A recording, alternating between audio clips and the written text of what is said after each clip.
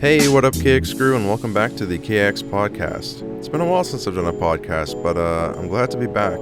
And just a side note, I don't have any music playing throughout the podcast, and you may hear the low humming of the heaters on in the background. So if you hear that, I try to set up my mic direction in a way where it only picks up my voice and nothing else, but you might hear in the background, so just want to get that out of the way. So the subject of today's podcast is one that I've been dodging for a long time. I've thought about making this podcast multiple times, and I've never had the courage to do it because a subject that used to just seem so normal has become kind of controversial, and since my opinion on this has been developing over my whole life, it's hard to come out and say what you think about some subjects, somewhere like on YouTube where it's just going to be immortalized.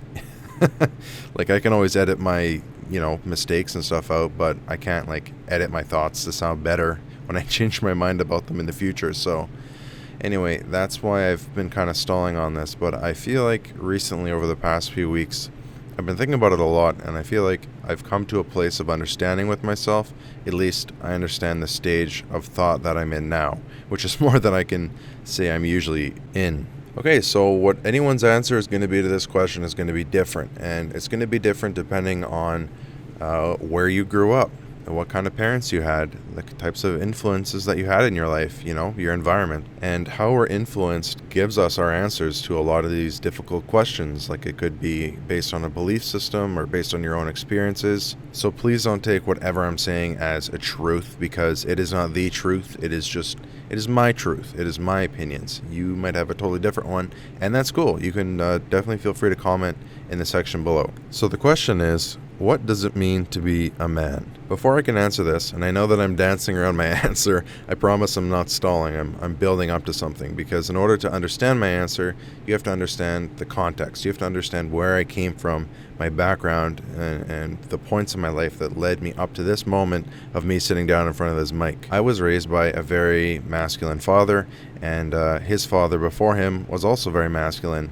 Actually, both of my grandfathers were both super masculine men in very different ways, but I guess they embodied everything that is traditionally seen as a man, or what a man should be. Some words that come to mind when I think of what a traditional man is, what it means to be a man, I immediately think of the word strong, protective, provider, I think independent, and I also think of things like toughness and pain tolerance and all these other traditional bravado type man features. Now, like I was saying earlier, I was raised on a lot of these stereotypes, so I believe that all men need to be tough, they need to be strong, they need to drive trucks, they need to be authoritative, and they need to be able to stand up for themselves and, most importantly, protect the people around them. But I mean, a lot of the qualities that I listed are positive things that everybody wants. They don't have to be strictly for men only.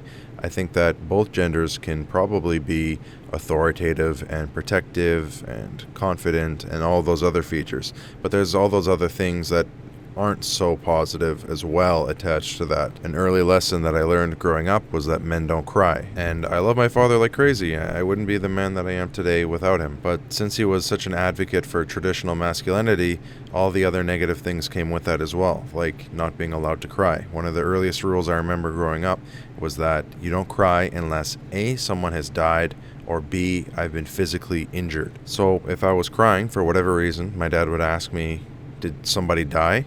And I would say no. And he'd say, are you hurt? And I would say no. And he'd say, well, why are you crying? The nice thing about that was that I grew up with an incredibly high, pain tolerance and just general tolerance for the world around me. I was able to put up walls and armor, and I was able to protect myself from almost anything life could send my way. But the other side of that is that I got very good at internalizing, and I got very good at not dealing with emotions or things that were hurting me, and there's still stuff that I'm dealing with today. I'm not ashamed to admit that I've gone to a therapist and am working through a lot of the things that I was internalizing, because it's just not healthy to keep it in you. So whatever the reason you have for internalizing or feeling like you have issues that you can't deal with, I would recommend trying to deal with them, talking to the people you need to talk to, seeing a therapist. It makes you feel a million times better. after I dealt with a bunch of issues I didn't even realize I was holding on to, it felt like a weight that I'd been carrying on me my whole life was lifted. So I strongly recommend it. But the idea that real men don't cry is one of the few things that I do think is attached to toxic masculinity, and something that I don't think that I will teach. If I have a son, I don't think that I want to teach him that lesson. I think I would rather, regardless of whether it's a boy or a girl, teach them to be mentally strong, or teach them tools for dealing with their emotions, allowing them to embrace their emotions, but also teaching them I don't know how to describe it, not to be babies, not to be wimps. Like, life is gonna suck and you gotta be tough to it sometimes. That's different than not allowing yourself to experience certain emotions. Also, I said that this was a lesson my father taught me, but like, I don't blame him at all. Like, any kind of like toxic masculine traits that I've developed over my life, like, I don't blame anyone before me for passing those on to me, because that's the reality that they lived in and what was passed down to them. So we can't be mad at people that, you know, shaped us into who we are. All we can do is change ourselves and hope to shape the future in the way that we want it to be.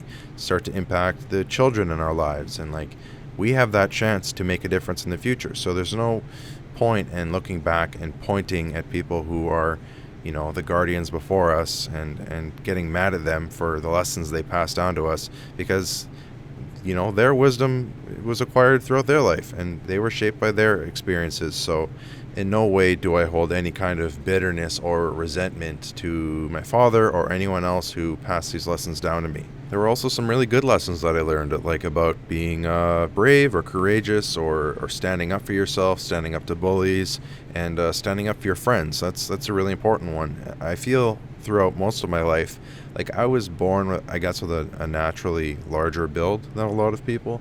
And with that, I felt that I had a responsibility, and that was reinforced by my family. And I knew I had a larger size than most people. And on my mom's side of the family, there's a lot of big men.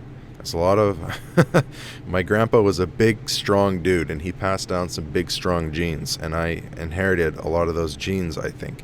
And I've always kind of felt a bit of a personal responsibility, like, a lot of people don't get so lucky in the sense that, you know, they have a large build where they can defend themselves and protect themselves, and that makes it very easy to push people around or get what you want.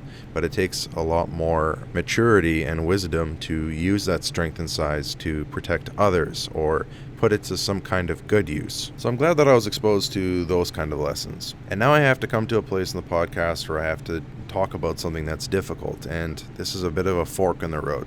So there are things that people say are masculine features. This is something that I actually believed up to a few weeks ago, and my wife really helped me work through this and understand this.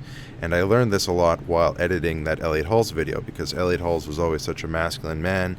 His message has always been to young men. He's always worked with young men, and now he's very pro-masculinity, and I'll get into the MGTOW movement later in the podcast. But for now, my point is that I've been working through a lot of these understandings and things that I believed my entire life, and only up until recently I've realized was only in my head because of conditioning, social conditioning.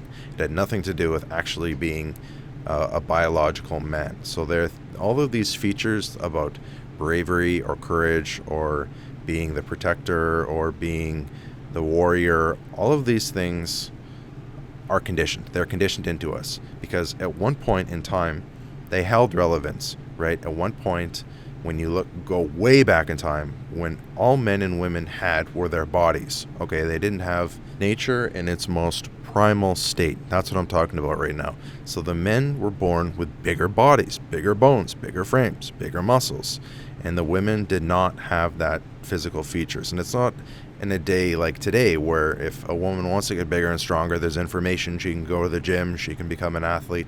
There's ways for women to become bigger and stronger now, but going back to a primal time, that didn't exist, right? It was just who was born with what bodies, and that kind of gave you the roles that you had. So if you were a big guy, you were given the job of protecting people because you had the best chance of survival, right?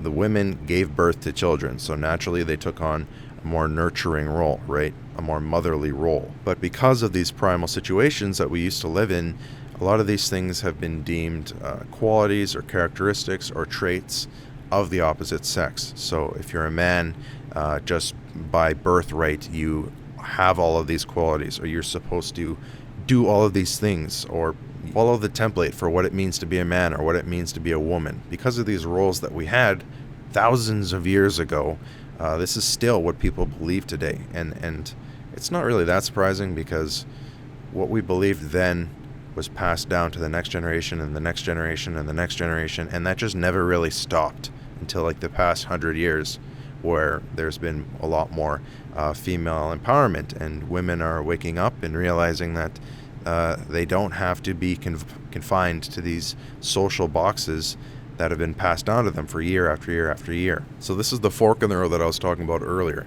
Yes, am I a man? Was I born with a bigger body?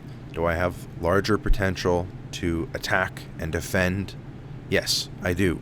Does that mean that a woman cannot attack or defend or learn to do either of those things in today's age? No, it does not. Even though a woman is typically born with a smaller body, there's infinite resources out there where she can go to train, get bigger muscles, work out, or pick up martial arts, so that where a very small person can take down a very large person with relative ease, because they learn how to manipulate that momentum in their favor. We're no longer living in a time where it was whoever was the biggest man, who had the biggest club and the biggest muscles to swing the club the hardest, was deemed the alpha male. We're not living in those days anymore. So it was only up until recently I truly believed that men had masculine features and women had feminine features. I'm starting to learn that I don't really think that that's the case anymore. I think that a lot of these features, like how women are traditionally, weaker, more passive, calm, nurturing, none of those things have to do with their bodies at all. Yes, the woman can conceive a child, raise the child, give birth to the child, and care for the child, but once the child leaves the body, that's it. The differences are gone. They end there. Now, there is something called a maternal bond that a mother has with her child, because she carries this child for 9 months and gives birth to it, and there's a very strong hormonal connection between a mother and a child, and that's what I think is probably the largest reason that women today still are staying home and taking care of their children and taking breaks from their jobs, or why it just seems that women typically fall into this quote-unquote feminine role of taking care of their child and raising the child. Is because of this maternal bond. But it's not because she is a woman that she's just better at doing all of these things. This is something that I actually believed. So at some point we have to learn to tell the difference between traits and characteristics, physiology and learned behaviors.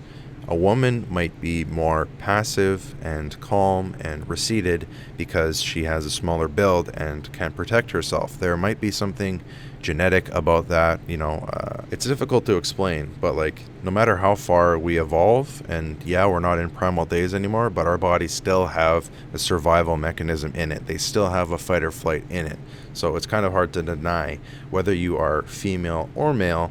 If you have a smaller build, you might be more likely to be passive because your body's trying to protect itself. So you might be more receding, and you might give in easier, and you might be more likely to act in a way that's quote-unquote feminine to protect yourself. However, like I mentioned earlier, I don't think that we should see that as a feminine feature. So if a man is born with a small build, which is a reality. This happens to a lot of men. They don't fit this traditional masculine mold, so their survival instincts will tell them to do the same thing, but we label that as a feminine feature. So we might call that man weak, or we might call him a coward. We might do things to put him down and make him feel like he isn't a man. But in reality, it's just his survival instincts kicking in the same ways that a female would.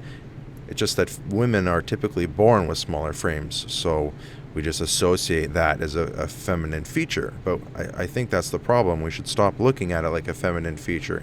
We should, characterize it in a different way. Just like, a small build feature or something like that. Just like with the body, we have the different body types like endomorphic, ectomorphic, and mesomorphic. We don't think feminine fat or masculine fat. They store fat in different places of the body and they have different shapes, but it's still the same body type. If you're an endomorph and you're a man, or an endomorph and a woman, you're just an endomorph. We don't categorize it past that. So I don't know if we maybe need to start looking at other parts of the body like that. Instead of labeling things as masculine and feminine, maybe we need to be more scientific about it. So back to the fork in the road, and we're looking down the left path, which is the physiological advantages, and the right path, we have the characteristics, or the passed down conditioned features.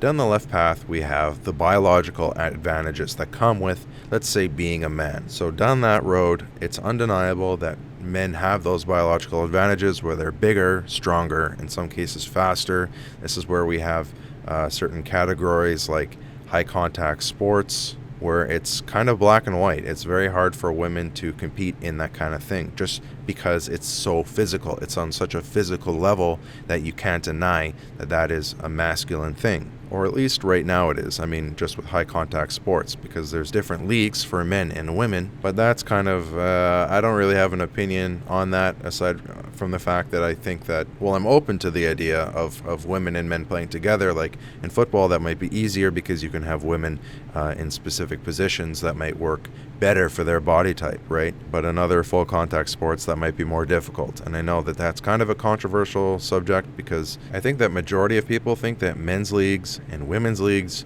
should be kept separately, because that is the only way that you can assure that it's fair, that all the athletes are playing on a level playing field. And for the moment, I agree with it, but I'm open to anything in the future. I'm never going to protest and be angry if I see a woman on the football field. And I just made a video about that, actually, so you can check that out. So anyways, back to that left path of the fork in the road. I mean, if you have a man sitting down with a woman and they arm wrestle, the man has a biological advantage just because he's a man. So would you call that arm wrestling masculine? Would you call that a masculine thing? Or would you just call it arm wrestling, and that we have two separate leagues for it, a men's arm wrestling league and a women's arm wrestling league? Is it more masculine because the man would beat the woman in that circumstance? I don't know. I'm just spitballing. I'm just talking about it. I'd love to know what you guys think about that, though. So men have evolved and traditionally have filled the role of a soldier or a warrior in the past because they've been harnessing that biological advantage. But now I know it's a lot more common for women to be soldiers and warriors too. And I think that's pretty cool, because now we're living in an age of tools and weapons, and it's not so much about who's the stronger guy with the club. It's more about tactical advantages. So is that warrior role dissipating from what traditionally has been a man's job? I think it's going to become a lot more common for women to become warriors and soldiers and things of that nature, just because of the age that we're living in now. But Zach, what if the woman didn't have a gun and the man didn't have a gun? Wouldn't the man just beat the woman because he's a man? Well, no, it depends on who is a better fighter, hand-to-hand combat, martial arts, right? So even on that level, you can't just give it to the man, because we don't know. We don't know what kind of training the woman's had.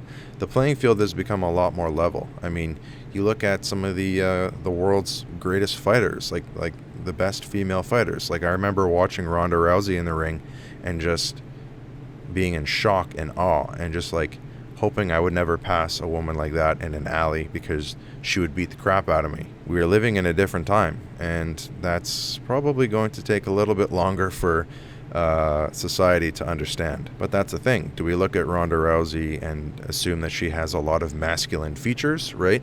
Or it's just too difficult because we don't know her upbringing. We don't know the kind of values her parents enforced on her. We don't know how she lived her life. Was she taunted for being a tomboy? Was she encouraged to pursue that path? It's difficult when you go into labeling and label her as masculine or not. I know I'm talking a lot about women in this podcast, but like when you talk about what it means to be a man, every single thing you say, you're indirectly talking about what it means to be a woman, because the qualities that you're saying are masculine, you're taking that away from women. You're saying that a woman can't be those qualities, because if we're going to break things down, black or white, man or woman, if you give a quality to a man, a woman can't have it.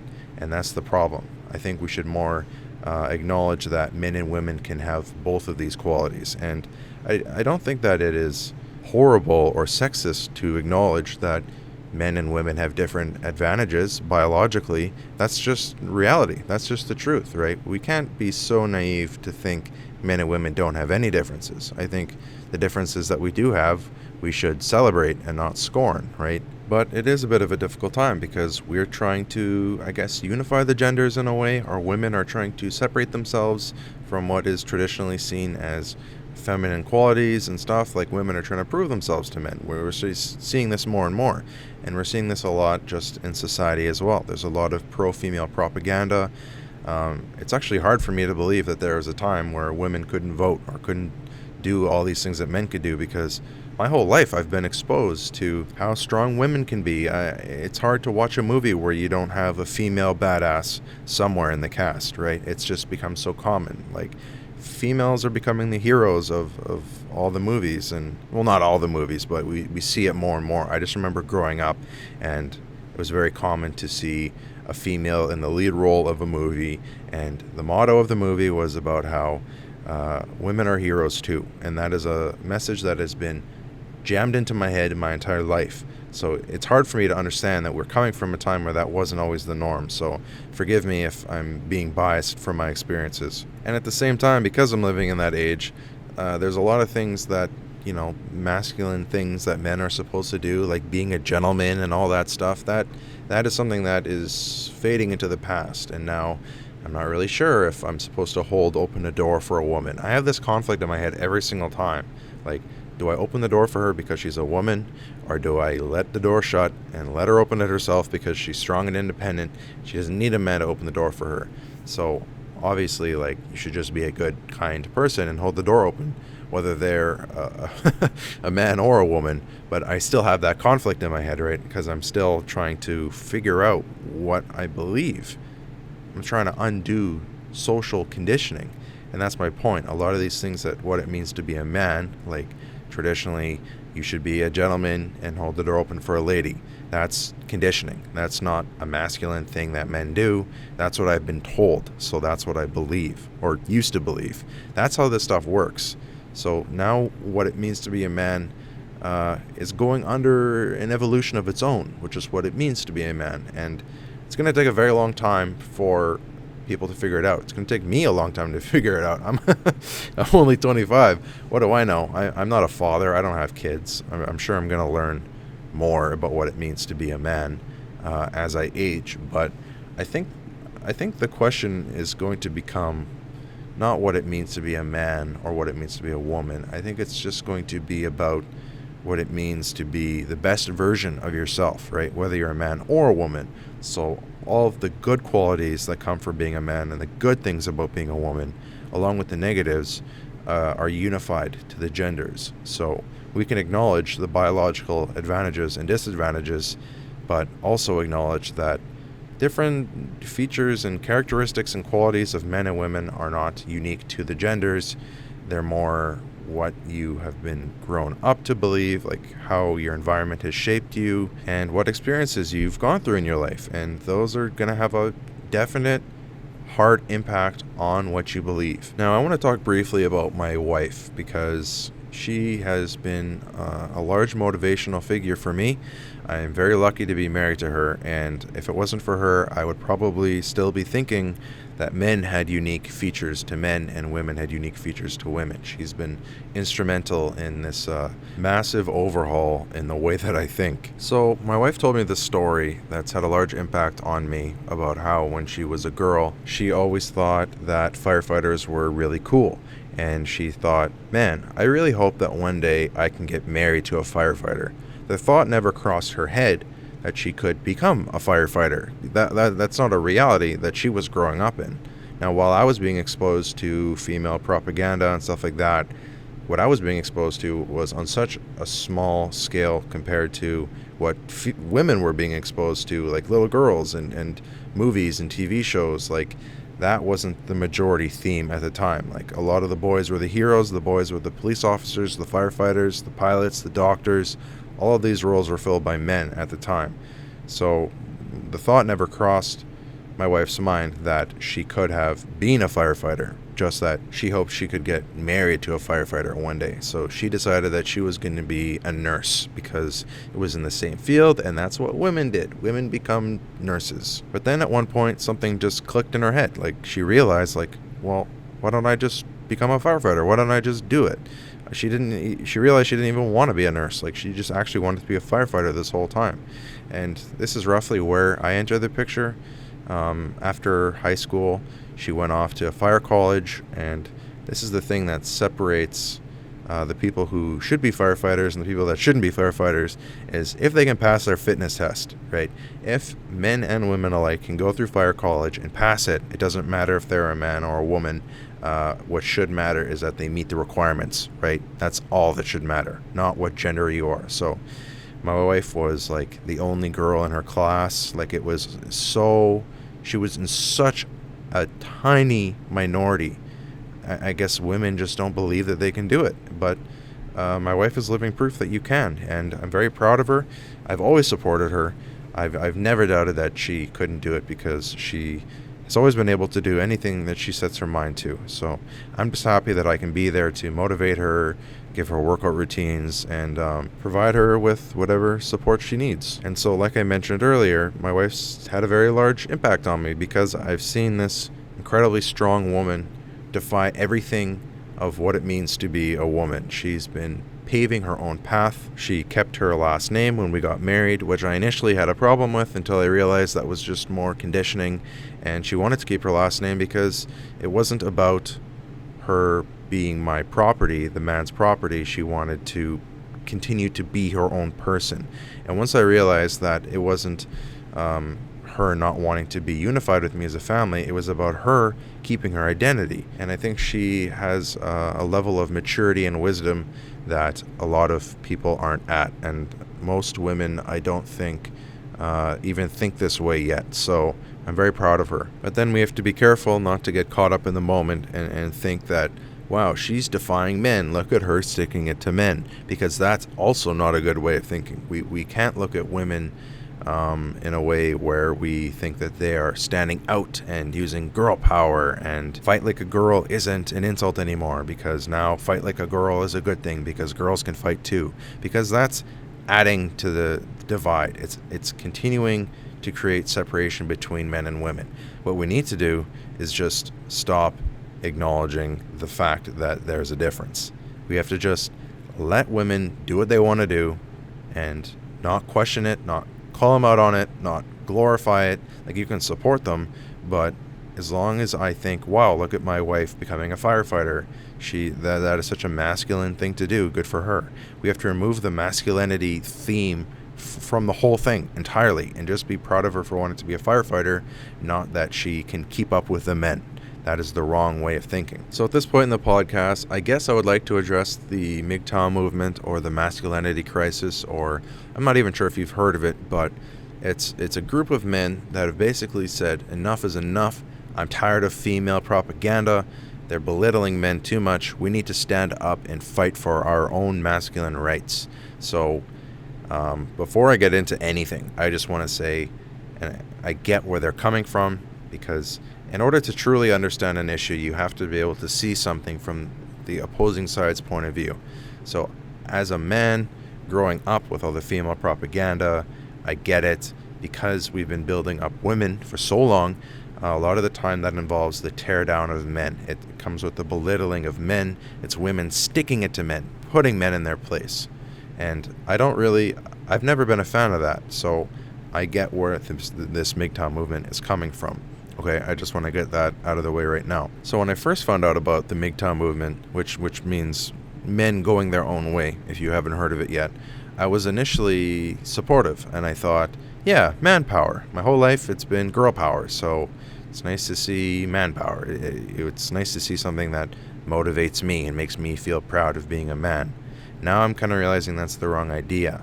So just because the scales have been tipped so strongly towards girl power, the response to that shouldn't be, no, now it's boy power again, because girls have been in the spotlight for too long. Now it's time for men to be back in the spotlight.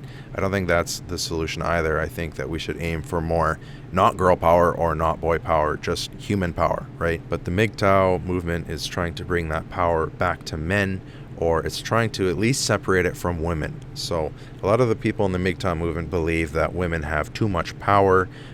They dominate us with their sexual appeal, and they manipulate us, and they're controlling, and men are just all whipped, and they can't do anything because they put women on a pedestal, and they think, I can't be happy without a girlfriend, or I can't be fulfilled if I'm not married to a woman who tells me what to do. Women have had rule over the men for too long, and now we need to take that power away from them. We need to bring it back to ourselves, and most importantly, we need to remove ourselves from women. Women are holding us back. They're making us weak. The features that women have are now going over to men, and now men are becoming passive and soft, and those features only belong to women, because men can only be strong and confident and have all the good qualities. Women don't get to have any of them. So the MGTOW movement is trying to remove men from women, and I like the theme and the idea of standing on your own feet, but I don't think that it has to be male exclusive. And I think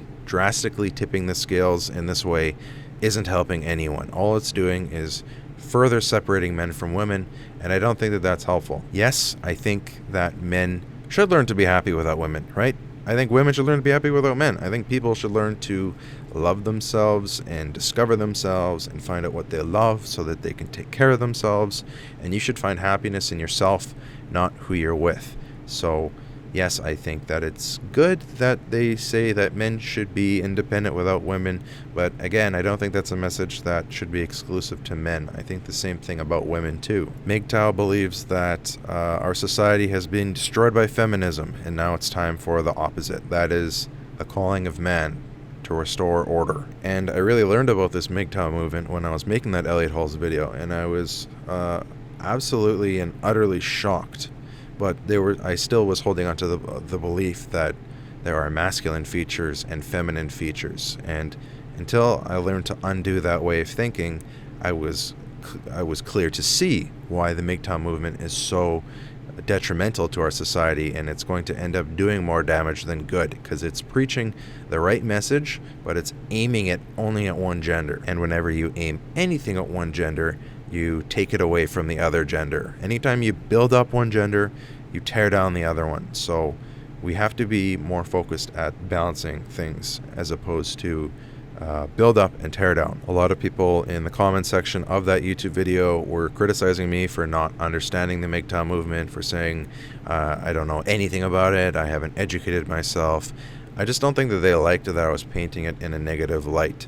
And I'm not sure if this is entirely a MGTOW thing, or if it's just an Elliot Halls thing, because that was obviously in my head a lot at the time of making this. But when you have a movement that's trying to put men back into their man boxes and women back into their women boxes, you bring back the traditional way of thinking about gender roles and how women are supposed to be at home taking care of babies and they don't get to do anything else, and men are supposed to be out there providing, whatever the hell that means these days. It's not like men are going out and gathering unless you're literally a farmer. It's not like men are leaving their homes every day and fighting in the streets for apples. Like, gender roles just don't really make sense anymore. I mean, staying home and taking care of a baby is something that a man can do too. The only difference is that a woman is producing milk, which she can feed to the baby, and the woman might have a calming voice and that whole maternal thing to the baby. Like, the baby's going to know the mother's voice. It's going to strongly know the mother, but it's also going to know the father if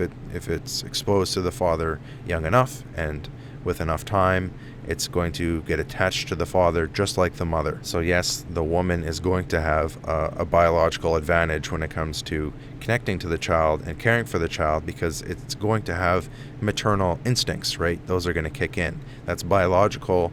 You can't dispute that. Does that mean that the woman is doomed to live in her house forever and change diapers and cook food and do all those other things? No. That is when that role gets cut off hard and clean. On the flip side of things, what if you were a man who was born with a smaller frame or a weaker build? What if you don't want to go out and fight people and be the protector and the gatherer and the strong man? What if you just weren't born with those genetics? Like, what if you're with a girl who could beat you up if you got into a fight, right?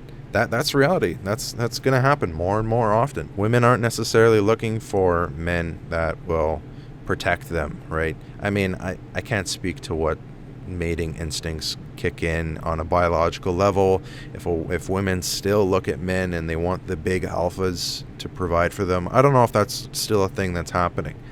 But I know that there are men out there that certainly don't want to be in their masculine boxes, and they don't want to fulfill that role. I know that there's a lot of men out there that would be happy to be the ones to stay at home and take care of a child and not have to go out into the workforce. That's not exclusively, for women. Like, there's men that would love for that chance to be in that role. And I mean, really, it's just a matter of perspective. Like, you could look at it like the man is staying home and protecting the baby, right? He's still providing the family with safety and all that stuff by staying in the house and protecting the den, protecting the fort. It's really just a matter of perspective and social conditioning. So I guess in this podcast, I've done more talking about what it doesn't mean to be a man than what it does mean to be a man. I think in this podcast, I just wanted to talk about separating biological advantages from just human features, just general characteristics, not masculine features or feminine features, because those actually don't exist in the way that we thought they did. And if you still think that, I don't blame you, and I'm not saying that I have the truth. These are just my opinions, right? And as I grow and continue to learn about the world and continue to learn about myself, I'm sure that my opinion will develop and shape and form to my experiences as well. But for now, I'd like to be hopeful that it's not a battle between the sexes, and it's not putting people in boxes, and it's not as black and white as we think. I would like to think that it's about the individual, because making it about the man and making it about the woman, it's actually easier, it's lazy. It's just so easy to say, I'm not doing that, that's a job for a woman, or I'm not going to get a job because that's the job of a man, I'm going to stay home. I think that it should be about the individual and becoming the best version of yourself, right? That's always been my message on this channel, discovering the potential you have within you. Doesn't matter whether you're a man or a woman. As a personal trainer, I've worked with some women that are just beasts in the gym, and that could outlift some of my men clients, right? Like, even on a biological scale, sometimes men are weaker than women. Sometimes men could lose in a fight to women. And this podcast definitely isn't about girl power, and I'm not trying to just build up all women and tear men down. That's not what I'm aiming to do either, because I'm a man and I love myself, and I think that I am different from women, and the differences that I do have, I'm proud of. Not because I'm a man and I have masculine features because I'm a good boy who plays into the template. It's because I love myself, and because I was born a man, I love the fact that I'm a man, and I love that I'm 6'1". I love that my shoe size is 13. I don't even hate the fact that I have glasses. These are all things that are unique to me, just like being a man is unique to me, and I love that part of myself too. So what does it mean to be a man? That's the question that I asked at the beginning of this podcast. I'm going to answer that with, it doesn't matter. It doesn't matter what it means to be a man, because I think that question is going to become irrelevant over time. The question that we need to be asking ourselves is, what does it mean to be human? What does it mean to be the best version of ourselves? How can we continue to improve ourselves and discover the potential within ourselves that we have to offer the world? How can we work on our conflict resolution skills? How can we work on our health and fitness? How can we work on communication? How can we work on, all these things, not specific to what it means to be a man and what masculine features do I have by birthright and that I should nurture. It should just be about being the best person you can be. Anyway, I think I'm going to wrap up this podcast here. I'm sure that there's lots of other subjects to talk about, but we're on 40 minutes here, and I acknowledge the fact that I'm still developing my opinion, so it's very likely that I could return to this subject in another podcast. While these are my thoughts, this isn't a closed subject for me. This is something that I'm still going to continue to think about. And maybe we'll revisit this subject another day. Hope you guys enjoyed the podcast. If you liked it, check out my other podcasts. Maybe there's one subject that might interest you. And consider subscribing to my YouTube channel, because that would be super awesome. And that would really help me grow my channel. And I would appreciate it like crazy. Thanks for watching. Class next out.